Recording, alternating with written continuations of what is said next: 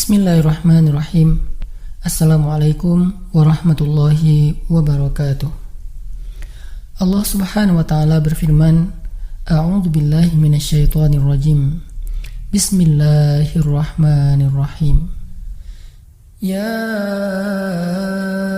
ayyuhalladzina amanu ista'inu bis-sabri was-salah. Innallaha ma'as-sabirin. Innallaha ma'as-sabirin. Wahai orang-orang yang beriman, mintalah pertolongan dengan sabar dan salat. Sesungguhnya Allah bersama dengan orang-orang yang sabar. Kita sering mendengar ayat ini disampaikan oleh para ulama, para dai, para ustadz tentang bahwa salah satu di antara cara menjemput pertolongan Allah Subhanahu wa taala itu adalah dengan melakukan ibadah sholat.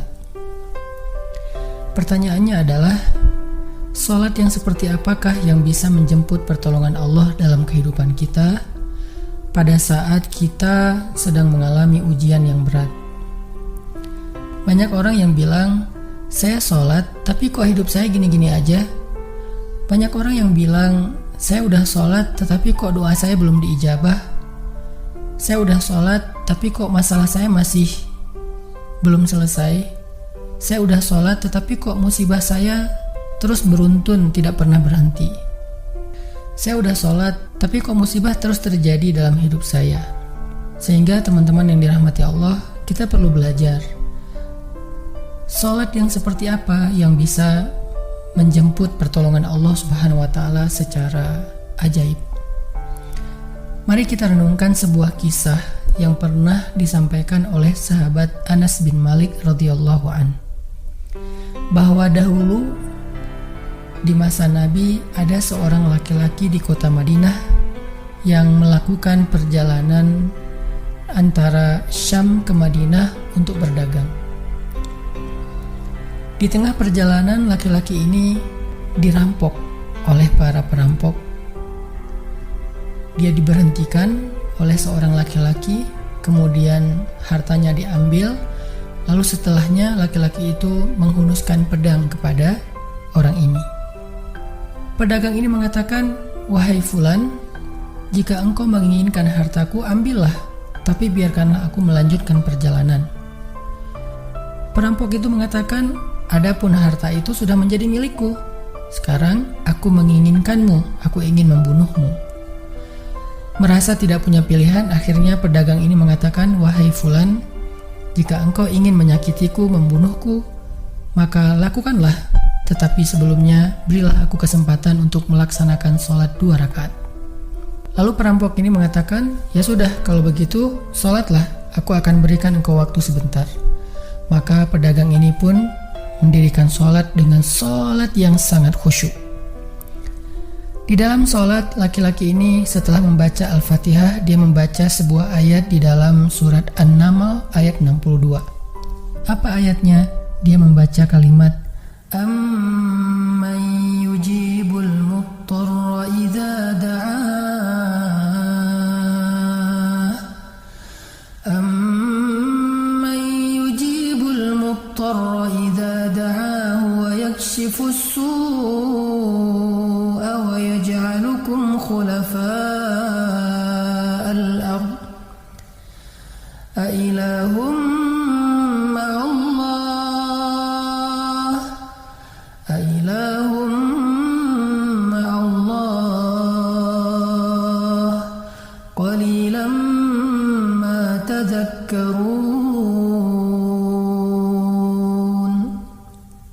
Bukankah dialah Allah yang memperkenankan doa orang yang dalam kesulitan apabila dia berdoa kepadanya, dan menghilangkan kesusahan dan menjadikan kalian sebagai khalifah di muka bumi?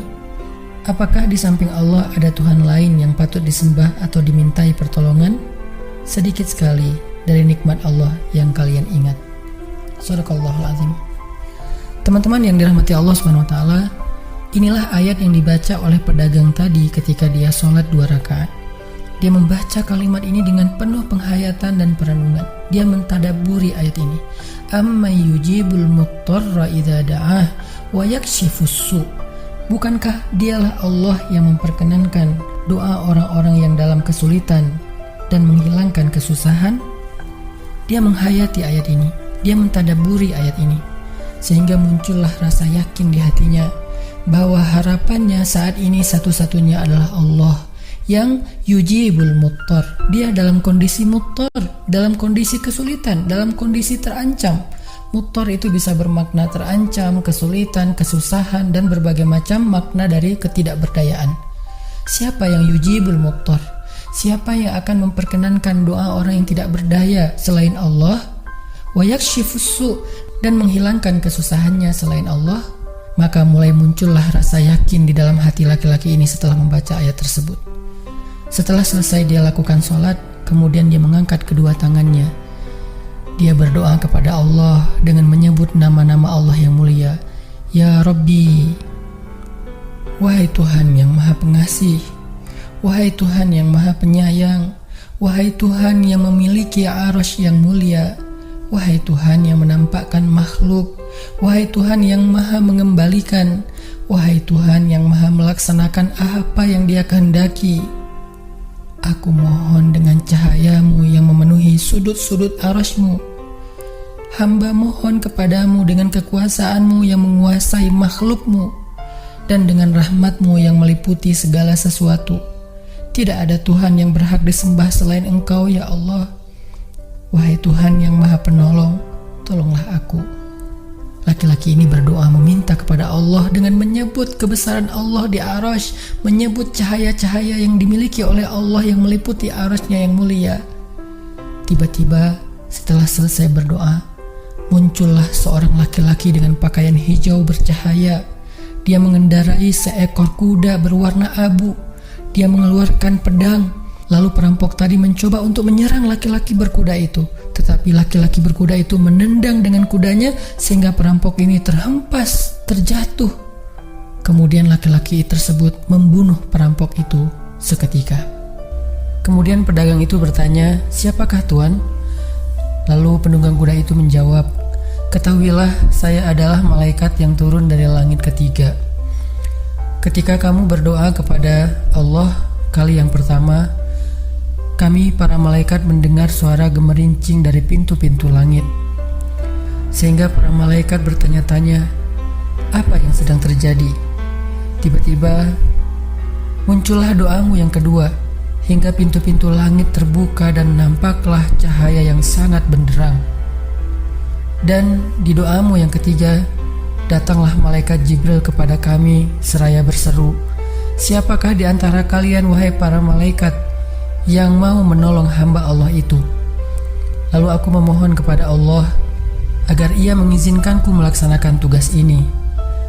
Wahai hamba Allah, ketahuilah, barang siapa yang berdoa dengan doa yang engkau baca tadi ketika dalam kesedihan, penderitaan, dan dalam keadaan sedang susah, maka Allah akan melepaskannya dari kesedihan dan akan menolongnya."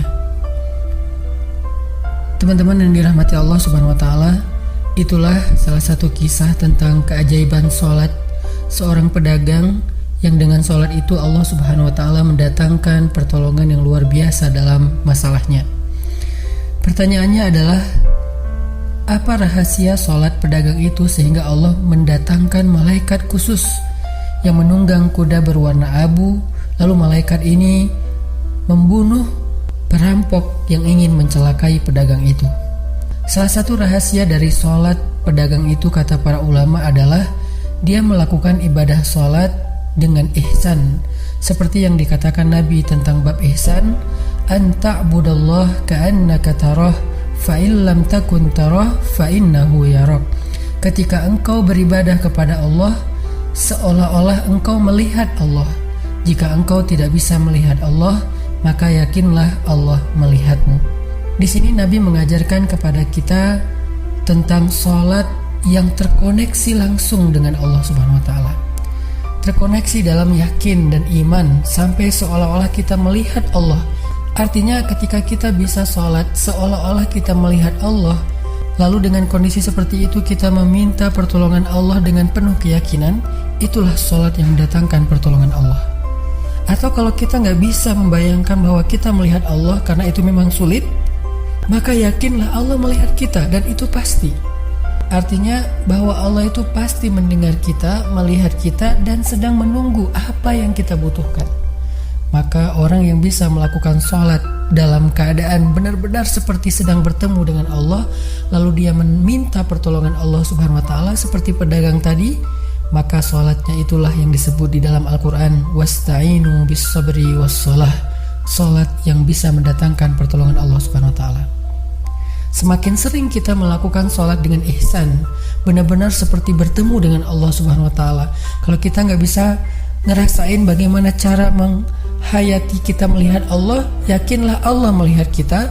Dan kalau kita bisa mendawamkan ini dalam sholat 5 waktu dan dalam sholat-sholat sunnah kita yang lain, terutama sholat tahajud, maka insya Allah sholat kita sudah menjadi jalan keajaiban dalam kehidupan kita.